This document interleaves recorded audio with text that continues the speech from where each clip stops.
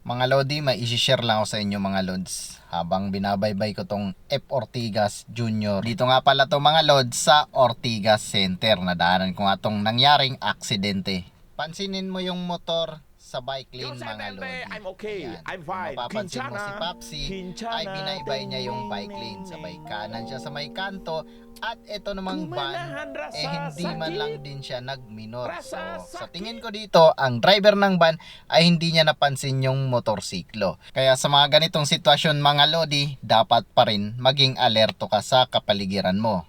Tingnan mo talagang maigi o i-clear mo yung area bago ka lumiko. At sa driver naman ng motorsiklo, napakalaki mo pong kamote.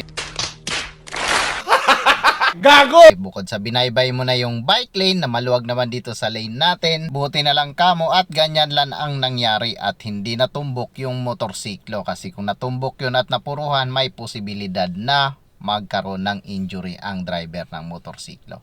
So, kailangan lang talaga mga Lodi, maging alerto lang tayo sa ating kapaligiran. Clear ang area bago lumiko at huwag pairalin ang pagiging kamote. Drive safe mga Lods!